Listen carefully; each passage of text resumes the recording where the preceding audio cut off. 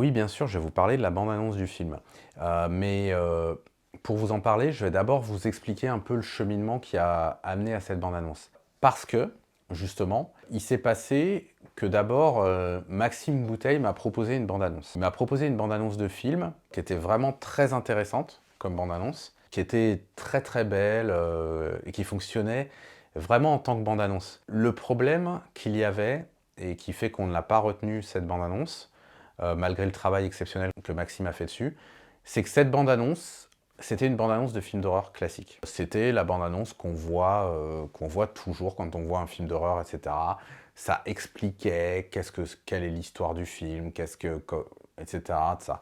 C'était efficace. Mais pour moi, c'était une bande-annonce qui montrait les défauts du film. En fait, quand on monte une bande-annonce d'un film à 20 000 euros et qu'on la monte comme la bande-annonce d'un film à 10 millions, et ben du coup, ça fait ressortir que le film à 20 000 euros, c'est moins intéressant, quoi. Ça donne moins envie de le voir quand c'est monté comme ça, parce que ça accentue le manque d'argent, on va dire.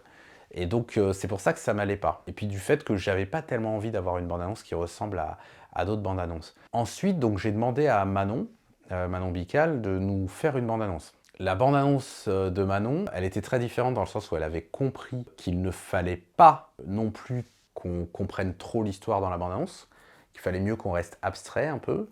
Malheureusement, la bande-annonce de Manon, qui était très efficace et qui fonctionnait beaucoup, était encore trop hollywoodienne. Du coup, pour moi, ça ne fonctionnait pas. Okay, c'est là que j'ai eu une idée, en croisant les doigts très fort pour qu'il accepte. J'ai contacté un ami qui est un ancien monteur, qui s'appelle Mathieu Gasquet, qui est un de mes meilleurs amis, et qui déteste les films d'horreur. Donc j'ai dit à Mathieu, est-ce que tu serais OK pour réaliser une bande-annonce du film? Sachant que je sais que tu vas pas aimer. J'ai eu raison, puisqu'il a regardé le film, il a détesté. Mais c'est bien, ça c'est super bien, parce que j'aime que quelqu'un qui déteste les films d'horreur déteste mon film, c'est cool. Et du coup, je lui ai demandé de monter une bande-annonce. Je lui ai montré les précédentes, il m'a dit ok, je comprends, ok, je comprends, je vais monter une bande-annonce. Et du coup, c'est cette bande-annonce-là qui est la bande-annonce du film, parce que du coup, je me suis dit que quelqu'un qui n'aime pas les films d'horreur va réussir à avoir un regard neuf sur la manière dont on peut monter la bande-annonce. Et effectivement, c'est ce qu'il a fait. Il a monté la bande-annonce parfaite pour moi du premier coup. Qu'est-ce que j'ai changé? Parce qu'après, j'ai quand même changé un petit truc. Alors, j'ai changé la typographie dans sa bande-annonce parce qu'en fait, il n'avait pas accès au typo officiel du film. Et je crois que j'ai changé un plan ou deux plans. Voilà. Mais en tout cas, j'ai gardé exactement le rythme, le mixage sonore, etc. qu'il avait fait. Et j'en suis super heureux. Donc voilà, je pense que c'est une bonne astuce en fait. Si vous cherchez quelqu'un pour monter la bande-annonce de votre film, prenez quelqu'un qui n'aime pas ce type de film.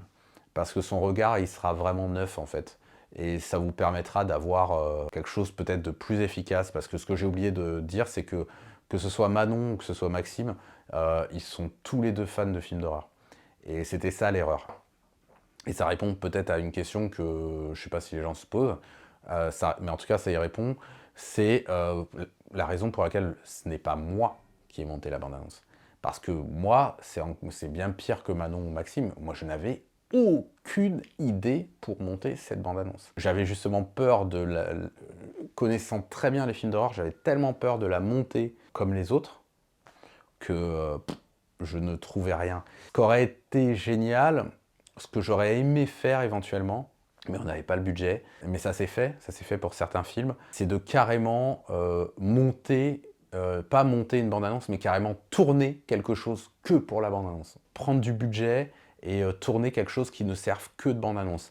Pour vous citer un exemple très simple, la bande-annonce de Terminator 2, par exemple, réalisée par Stan Winston, où vous aviez, en fait, on voyait une fabrique de Terminator, scène qui n'est absolument pas dans le film. Donc ça, c'était une idée aussi.